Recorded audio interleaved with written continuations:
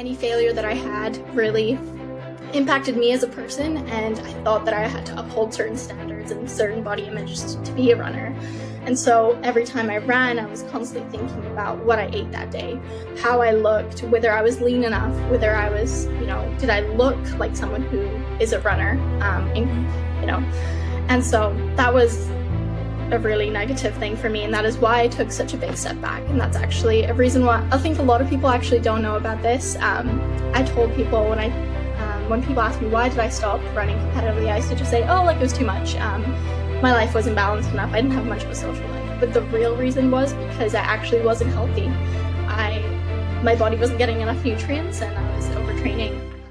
Welcome everyone to LifewithLiza podcast. Our mission at LifewithLiza is to share people's stories and the challenges that they have overcome so that those who are listening in can get the strength, the courage, and the hope to be their better selves.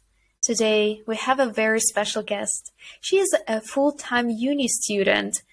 She loves running, and she shares the impact the running has had on her through her social media, and she encourages you to become your best self. There's so much more to running that you would initially think. It impacts your mental health, your physical health, and your life in general. She also does so much. She has a side hustle and works part-time at her bone. And she is also building this beautiful community on her social media and inspiring you to be your best self. She's sharing all her running escapades and also lifestyle and studying routines. And I'm just so happy to have her on this podcast. Natalia, welcome to the show. Hello. Oh my gosh. Thank you so much for that introduction. Wow. I feel almost like flattered. I feel like I've never summarized it myself. You know what I mean? Like, you never get someone describing all that you're doing, and once you put it into words, I'm like, oh wow, that is me. Like, hello. And I forgot to add, and recently she just started a podcast of her own. Check it out. Yes. Thank you. I'm very excited to be here. Thank you so much for having me. And I'm just excited to chat with you and tell you more about my story and kind of like what I've been doing, and more about my running journey, I guess. Yeah, and honestly, I didn't know there's that much to running until I followed your page. And I personally love running myself, and I definitely felt the impact of running on my mental health and just in general of working out. But it definitely seems like running is one of your biggest passions. And let's start there. Tell me about your first run. How did you start it? Where did your running journey start, and where is it taking you now? Yeah, so I feel like there are so many layers to running for sure, like you said, and sometimes people don't know that. And I think I've only recently realized, because I've reflected on my past and realized what running has brought me throughout the years and what experiences has given me. And it's helped me face challenges. So taking it right back to the beginning, I actually started running from a very young age. I was very lucky to grow up with my dad, who was a runner. He ran like quite a few marathons during his early years in high school, like university level. And so I think I was inspired by him. And so I used to go on little runs with him, and he'd push me to do that extra, we'd start at like 2K, and then the next month we'd do 3K. And I remember being like probably 8-9 years old doing that with my dad.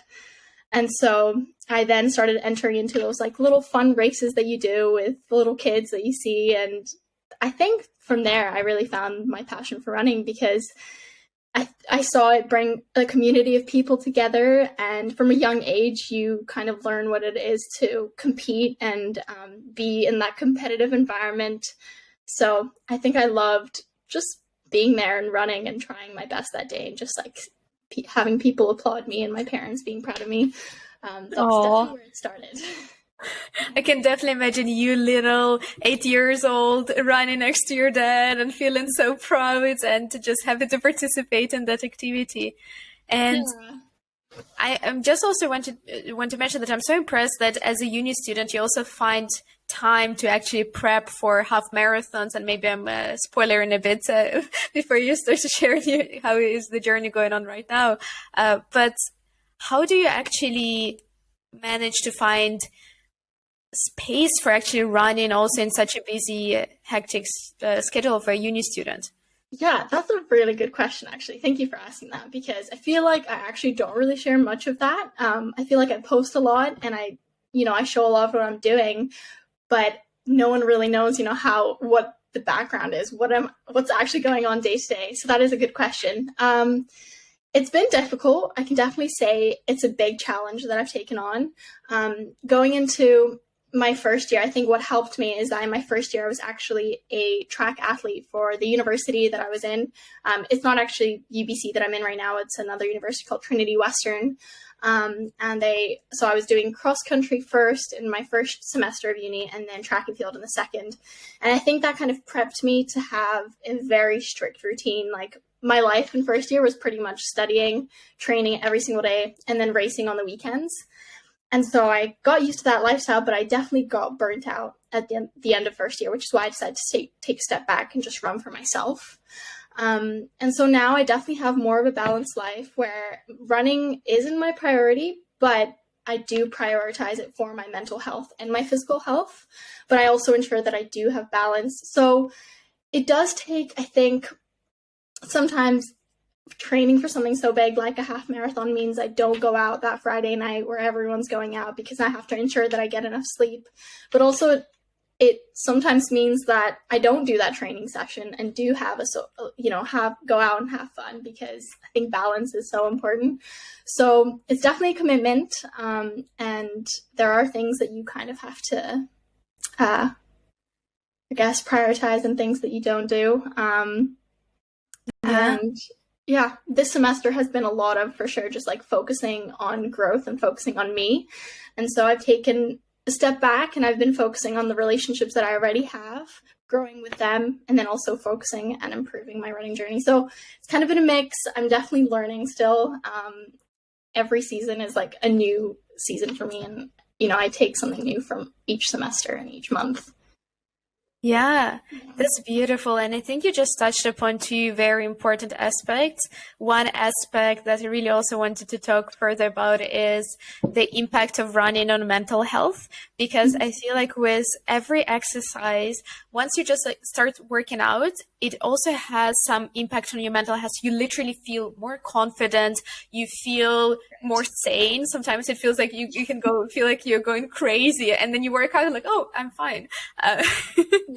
And so that's one aspect. And the other important aspect that you mentioned was the balance part. And that you mentioned the first year, it was a bit too intense towards one side, following this very strict schedule. And that was the only thing you were doing. And then you found a way to live a more balanced life that's more sustainable, at least in this season of your life. So I wanted to touch on both of them, and I mentioned them now so that we don't forget that we wanted to touch. Good idea. Yeah. So what kind of impact do you think running has had on your mental health? And would you also say that it just, I don't want to spoiler with my own answer. So what kind of impact would you say running has had on your mental health? Yeah, so it's definitely had a huge impact, a positive impact. Actually, think back at it to a deeper level, to a deeper extent. I've had both sides of the spectrum. I've had running actually negatively impact my mental health, and I'll go deeper into that. But also, as of recent, it's been more of my positive mental health outlet, and that's the reason why I decided to sign up for this half marathon, because I'm like, I needed a goal to work towards. I needed a reason to run. I needed more of a purpose, because I think growing up, being a track athlete and always having those races and a coach to tell you what to do, it was easy to just have something to work towards. But when you're kind of building your own life now, and I'm setting my own goals, I had something to work towards. So the negative aspect was actually something that was during my high school years, my last 2 years of high school. I felt that running had a huge impact on my body image, and just how I viewed myself. And I felt like, any failure that I had really impacted me as a person. And I thought that I had to uphold certain standards and certain body images to be a runner. And so every time I ran, I was constantly thinking about what I ate that day, how I looked, whether I was lean enough, whether I was, did I look like someone who is a runner, And so that was a really negative thing for me, and that is why I took such a big step back. And that's actually a reason why I think a lot of people actually don't know about this. I told people when people ask me why did I stop running competitively, I used to just say, oh, like it was too much. My life wasn't balanced enough. I didn't have much of a social life. But the real reason was because I actually wasn't healthy. My body wasn't getting enough nutrients, and I was overtraining. So that was that. And so it took a while to fix my relationship with running again. And it took a few months and honestly even years. I think COVID really helped because it allowed me to slow down again and to just stay present and really understand what it is I want to do and how I want to go forward. And now I've kind of regained a more positive relationship with running, and now it's an outlet. Anytime I get really stressed, I'll go on a run. I don't put the same pressure on myself as I used to. It's more just like, you know what, today you're just going to go for a run because you are able to go for a run, because I can, because my body allows me to do that, rather than like you have to go on a run because you have to get this goal. Like it's more of I'm just trying to be kinder with myself, and I've definitely seen a huge difference because of that. I just had goosebumps when you were sharing your story, and firstly, thank you so much for being so brave and sharing it here and opening up about your journey and the real reason why you stopped running. And I'm sure so many young girls are also struggling at times with body image and how they believe they should look and trying to fit in some criteria that they have in their own minds. And I find that your example and you being so open and vulnerable and someone listening in, they could also relate to that and also start working on building a kinder relationship with themselves and a bit more of the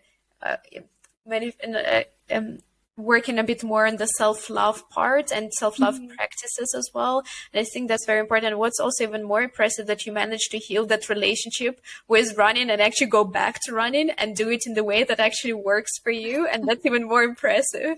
So you took the thing, you realized that it's not really working for you. You took a step back and then redone the thing that actually in the way that is perfect for you. And I think that's very impressive, and often we just overlook the small things, that our small wins. And I love that when you post on your social media about your weekly wins, because some things like this we just often overlook, and we don't give enough credit to ourselves for things like this that we've overcame and achieved. And I think this is just a moment for you now, when even here you're on this podcast and you're sharing your story, and for me just to realize how far you've come, and also for yourself to realize how far you've come.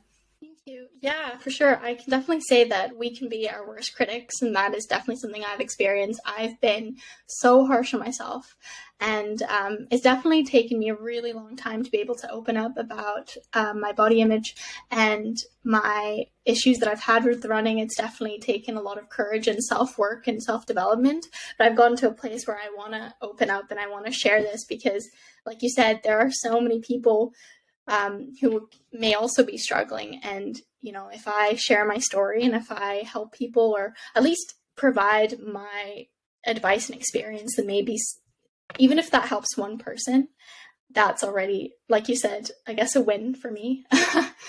Yeah. This is just so beautiful. And I feel like this shows how you are as a person. Just you open up and being vulnerable so that you can help other people. And that's very impressive. And I wanted to actually ask you about the second part when you were mentioning about finding balance and building a different type of lifestyle. How did you actually manage to find balance, and how do you actually know when you're just not being lazy and not doing something, and or you really need that night off, or how is that working for you? Yeah, that's a really good question. That is very difficult as well. But I think it's taken me a really long time, but thinking back to it now, during COVID, I was definitely an extreme version of myself in terms of my first semester at university was fully online. It was at a new university, which is the one I'm at now, or UBC. And so because I kind of had everything was online, I was in my room, I thought that I had to work 24/7. Like my schedule looked, I would wake up at 6 a.m., I would start studying at 7, and then I would finish studying at 10 p.m. And somewhere between then, I would go and do like a gym session or a run, and that was my life. I had it was just awful. And I realized I got into such a horrible mental state at that point that I had to drop a class. I just really wasn't doing well. And I knew that something had to change. So I decided, and I was very lucky enough to be able to move to university even during COVID, which was a new city. So I was no longer living with my family, and I was finally living with roommates again. And I can honestly say that a lot of it had to do with the people that I was surrounded by, because I was surrounded by completely new people that I'd never been with before, and I was kind of watching their living habits. And my roommates were the opposite to me. They loved having, a lot of social time, and they weren't as strict with their school schedule.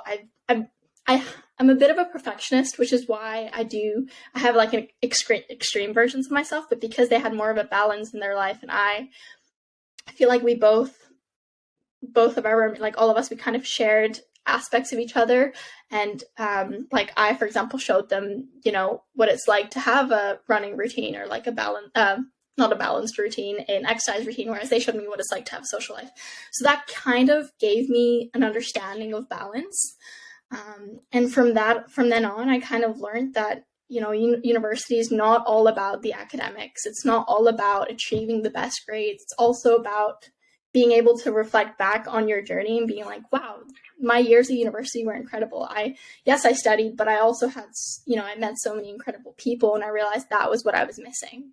And so when I started incorporating, going out to social events and finding time to actually spend with people, I realized that it had such a positive impact on my mental health and on my grades as well. My grades didn't necessarily go down because I think I was just happier mentally. And so, yeah, it's taken time.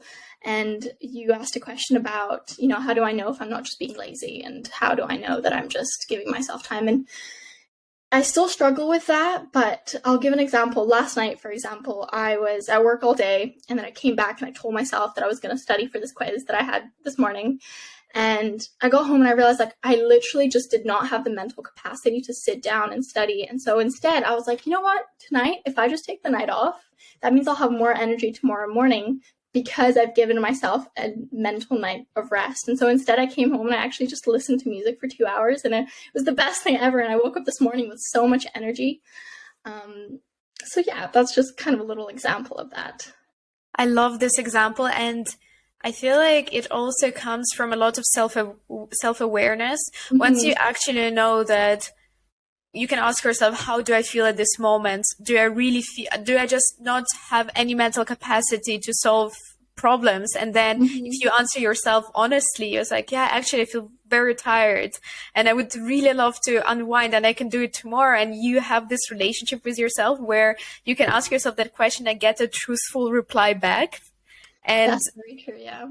And I feel like that has been a very important part for myself, because I work out usually quite regular. I work out 5 times a week, and I always ask myself, whenever my mind starts coming up with some reason why I should not work out, I'll always ask myself, what is the why? Is it just because you feel lazy, or is it because you really feel your body is tired, you don't feel so well, or something else is going on? And just to having that mental conversation with myself and being aware has been so helpful to distinguish that. And when you also told your story, I loved it so much, because it also pointed towards that. It pointed towards being aware and knowing yourself.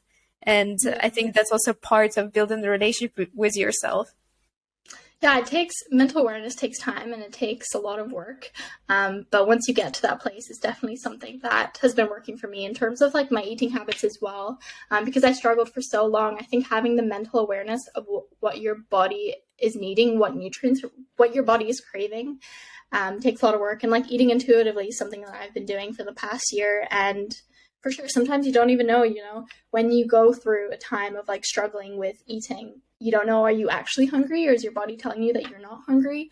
And so I think learning how your body works is a great way to gain that awareness in both exercise and eating habits. What was your challenge with eating? Was it also related to running and trying to cut down calories, or what was it? Yeah, so I thought, anytime I looked at runners, I looked at like elite athletes who are in the Olympics who you can tell are very, very lean. I mean, their whole job, their full-time job is running and focusing on getting faster. And also everyone has a different body type, right? So I thought that I had to look a specific way, which is what a classic runner, elite athlete looks like. But what I didn't realize is that, number one, I was still developing. I was still growing. Hadn't even matured into my body yet. I couldn't look like someone because my body is my own and it will look the way that it needs to. And so what I was doing is I wasn't eating enough because I wanted to be a smaller version of myself. So I was restricting myself for the longest time. I didn't really allow myself to eat chocolate or like indulge anything that was nice and actually made me happy. And that was probably like for 2 years. And then unfortunately, when you restrict for so long, most of the time it will backfire on you. And that is what can lead into binge eating. And that's what happened to me during COVID. I started binging because I would be restricting, and then I wouldn't, my body would be in such a caloric deficit that at night I'm like, my body is just telling me I need to eat. So that's kind of my experience with food. And now I've definitely gotten to the place where I eat more intuitively. I still struggle from time to time, but I can definitely say that I've healed that relationship with food. And I think there will always be a certain struggle, especially if food for you is an emotional outlet, it has always been like that for me ever since I was a little kid. So it just really depends. I think everyone's relationship with food is very different, but it can lead to, similar outcomes. Yeah, and also I've actually interviewed 2 girls, Morgan and Samira, and they're also talking about binge eating. Both of them struggled with it and they actually overcame it, and they're very much into the intuitive eating, and they also share so many of the practical tips on binge eating and actually how it is like habit and how you rewired your brain. And then actually it's more challenging than it just seems on the surface. And I can only imagine because me, myself, I also used to run a lot. Now I work out, I do like home workouts. I stopped trying because my knees were hurting. And I felt like such an old person in my early 20s with my knees. my knees are hurting. Have you ever heard of David Goggins? Yes. Oh my gosh. I love David Goggins. He's like, didn't you do his 4-hour, like it's like 4 times 4 times 4 or something? Yeah, it's 4 miles every 4 hours for 48 hours. That is incredible. You basically run 48 miles in 48 hours. But the biggest challenge with that is honestly the fact that you wake up in the middle of the night to go for a run. So because basically for 48 hours, that's what you do. So you start, let's say at 4 p.m. and then you go for your run, and then the next one is at 8 p.m. Then the next one is at midnight, and then the next one is at 4 in the morning, and then it's at 8 in the morning. And it was just such a funny experience, to be honest, because I started it at 4 p.m. and, the first run, you do it, it's just 4 miles. You do it so fast, you're back. I don't remember, like half an hour it took me back then. And you're back, you still have 3.5 hours to rest, to stretch, you feel energized, you can eat, you do whatever. Mm-hmm. And then with more and more runs, it starts taking you longer and longer because you're getting also more and more tired. So then you have less and less time to actually rest after your run, and your next one is coming. And then, especially about the night, the runs that were happening at night, you come back and you feel so energized and pumped. You just like did this run, and you need to sleep because you need to wake up for your next run. That is insane. That is a crazy challenge. You are incredible that you managed, like I saw recently you posted on your social media about it, and like that must have been an immense challenge that you took on, and like what did you learn from it? I'd be interested to know. Yeah, so it was definitely such a mental challenge, but I knew that I'm just not gonna give up. And so halfway through my challenge, because I did not properly prep for it as well, and I don't think I had proper shoes, my left knee started. It was at the run that I did at 4 in the morning. I literally could not step on my leg. Like I could not bend it properly for running. So I could walk, but I could not bend it anymore. And it was hurting so much. And I literally barely made it up the stairs. And I know I have my next run in like now 3 hours, and I cannot do it. But of course, because it's David Goggins challenge, and if anyone who is listening knows David Goggins, it's not an excuse that he would literally take. So true, knowing him, yeah. I was like, I must keep going. So I decided that for the remainder of the runs, I will just walk them. So it would take me, I was like, let me try to walk and maybe I'll try brisk running. No, I could not bend my left knee. Like I literally couldn't bend it. So it was very, I don't know why it was hurting so much. I think I Googled afterwards and it said it was like a runner's something when a runner knee problem. But anyways, yeah. But yeah, so anyways, and then I would go for those long walks because now I had to walk for once. So then it would take me even longer on my injured knee to walk. Yeah, so then wild. It's just like you walk for an hour and a half and you come back, rest for like 2 hours and a half, and you go on another walk, barely making down the stairs because you cannot bend your knee. But the main lesson was there that I was just so proud of myself for pushing through this challenge, even though I could not do that in the way I wanted to. And of course, being also quite a perfectionist myself, you can imagine that you don't feel happy about that. You're like, no, I wanted to run all of them and I'm walking. That's so difficult to overcome. Like, I'm so proud of you for finishing it though. Like, you could have easily given up and be like, okay, I can't run, so I'm just gonna not. So that's, I don't know, an amazing. I felt David Goggins like presence next to me. I'm like, oh my God. Wow, that's amazing. How did you come across David Goggins? I'm just trying to think. I feel like it was like his motivational videos, probably on YouTube. I used to be obsessed. So the way I used to get motivated for my runs or like my races would be to go online, so random, on YouTube, and I'd type in like motivational running videos or like motivational speeches, and I would just like sit for an hour and just listen to like motivational speeches. And honestly, that's like next level motivation. I would get so pumped. I'd be like, I can do this. You kind of just take on, like you said, you felt his presence. I feel like you have that voice in your head and you're like, they're telling me I can do it, so I can do it. So it must have been something like that, like his motivational video or something. Yeah. Sometimes when I have not run in a while and then I'm going for my first run, I would just I'll put David Goggins' motivational video in my headset and I would go for a run, and there's just something about him. I don't know. I will keep on running. It doesn't matter if I'm tired. It's just like him. He keeps me running. And I think also what was very cool, something that I loved about one of your posts, it said sometimes it's tricky with runs that challenge you because there is basically this fine line between actually knowing when your brain is actually tricking you to say, like, give up now, stop running, you've done enough. But actually you would feel so much better if you achieve your goal and you actually have what it takes to achieve that goal. And sometimes when you actually should stop because it's too much. I don't know. Have you ever been able to differentiate between the two? Yeah, I mean, kind of. It's a really difficult one. It's kind of where, it's like such a blunt line.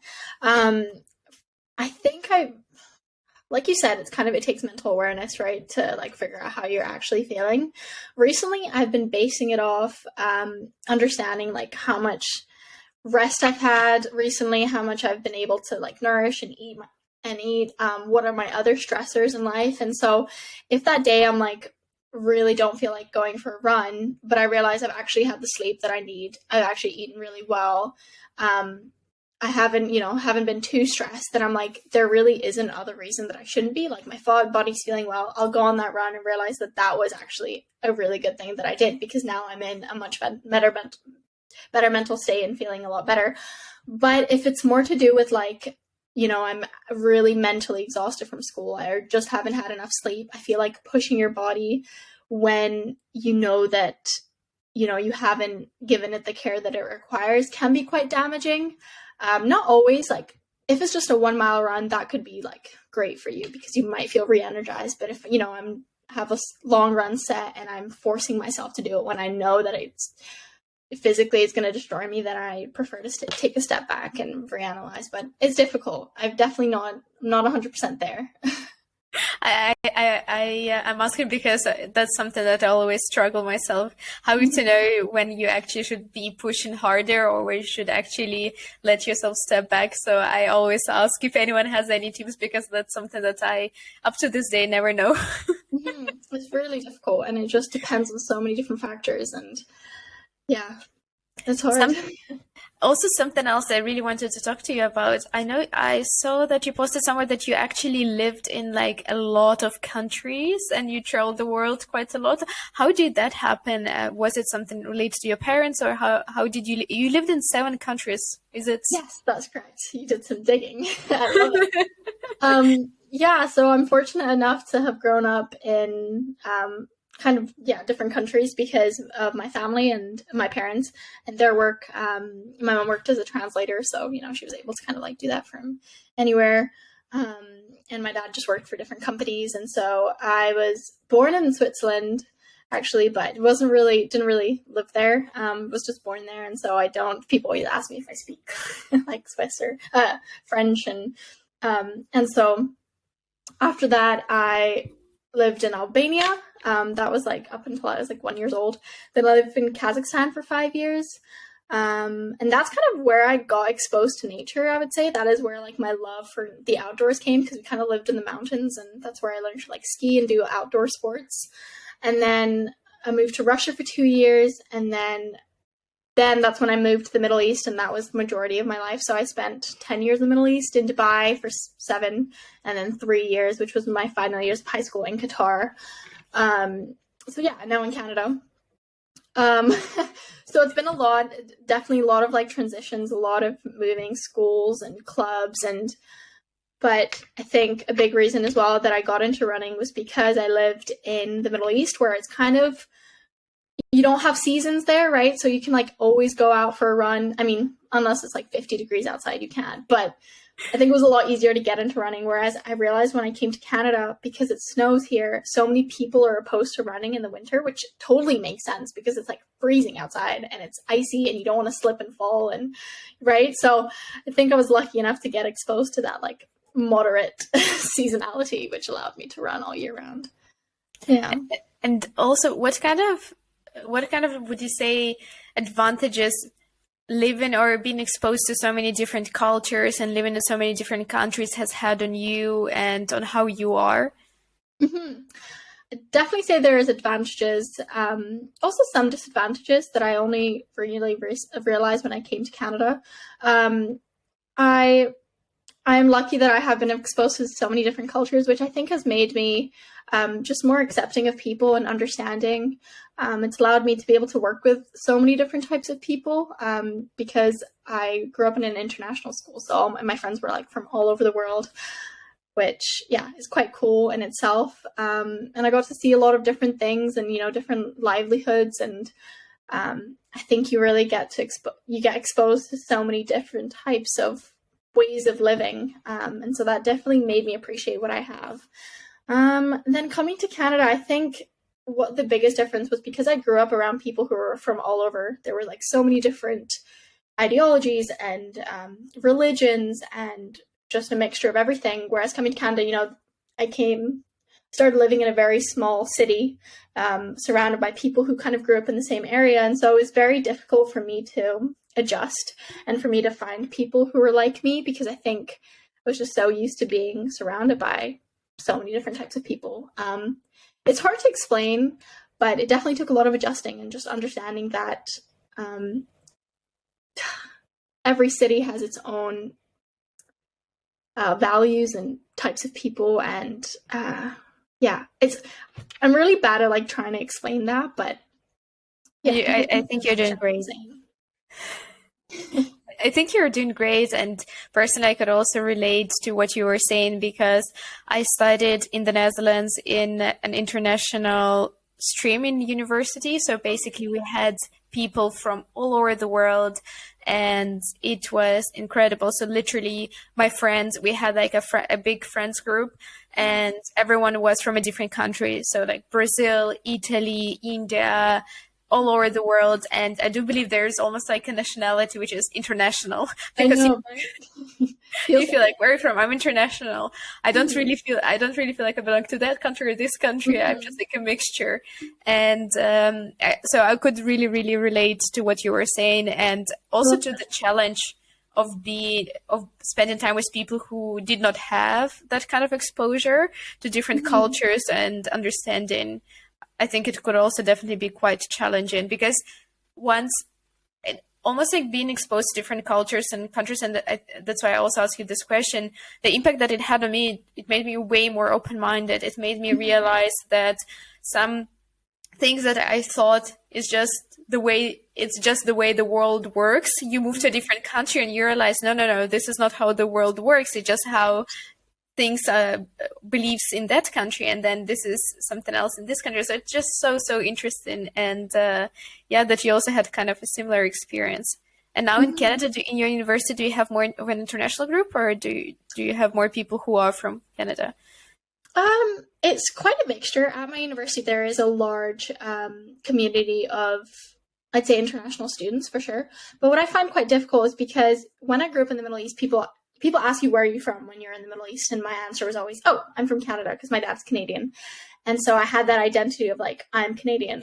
And so when I moved to Canada, it was really weird for me, because I'm like, people ask me where I'm from, because I had a like more of a British accent when I moved to Canada, because I did go to a British school / international. So it'd be like weird, because I'm like, I don't know what to say now. I felt like my identity was like international at that point. And so I didn't know what group to integrate myself into. I'm like, do I start, being friends with all the Canadians? But then they had such a different upbringing to me. So it was difficult to relate to their life, and it was difficult for them to relate to me.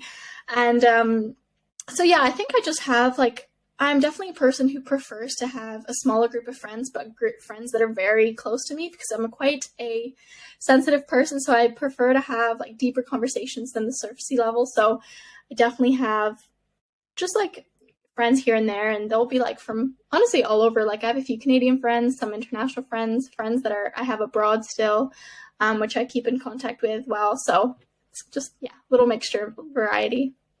Nice.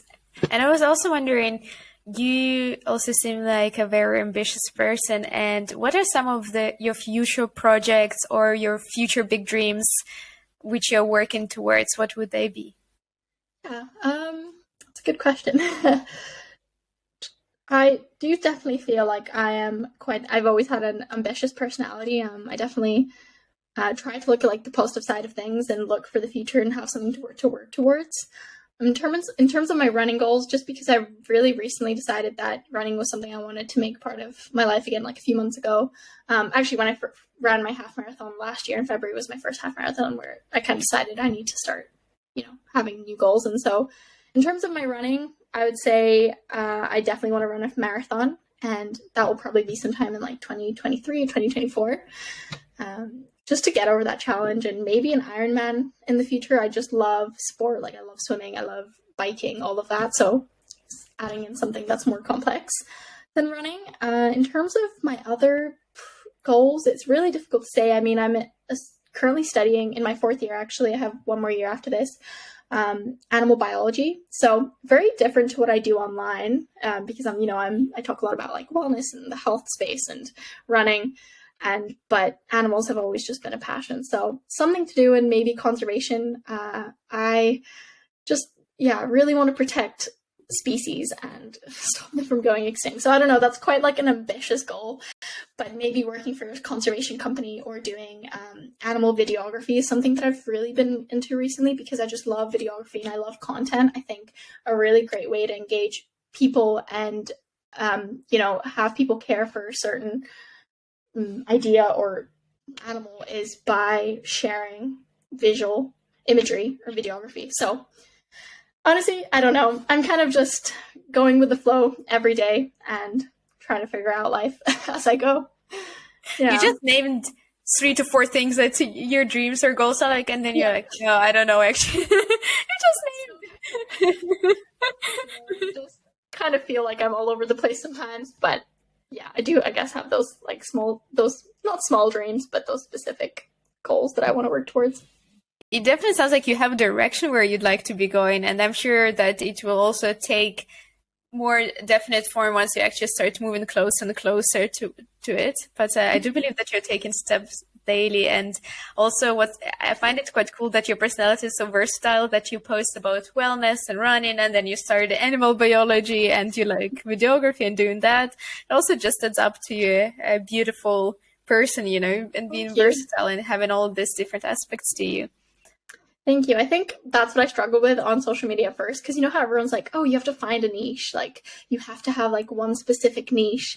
But I was like, that is so difficult for me. I love doing so many different things. And so then I guess when I started kind of just posting, who I was, that's when I started gaining like people who, found interest in me because I was just being myself. And so I think that's the most important thing on social media is just being who you are, which I definitely see you doing. And yeah, I can tell that I just felt like so connected with you, even though I had never met you before, going on this podcast. Oh, and honestly, I think you just mentioned the biggest compliment because I really, really, really try to just be myself. And I know it's quite hard with social media, but because it's like, how do you share all of it and just show how not only the best moments, but also the negative moments so that people get to know you and can also relate more to you. So I've really been working on that. So now you mentioned that. And now as we met in person, I put quotation marks in person because we met online. What would you say? Would you say the online image that I've created on Instagram is similar to what you're experiencing now on the podcast? Yes, I think 100%. I mean, especially because I've listened to your podcast, I think it's a lot easier to like gauge what a person is like through a podcast.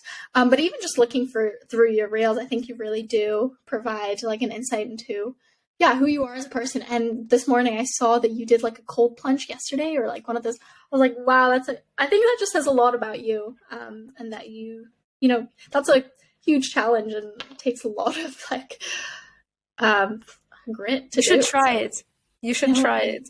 I really need to. I love cold water. Like I kind of had it, like me and my boyfriend last year, we decided that every month we had to go into the Pacific Ocean and jump in, and no matter the weather. So like I've done it, but I've definitely stepped away from that. I feel like I'm fearing it again. So now that I've seen you do it, I was like, okay, I need to go do it again. It's amazing.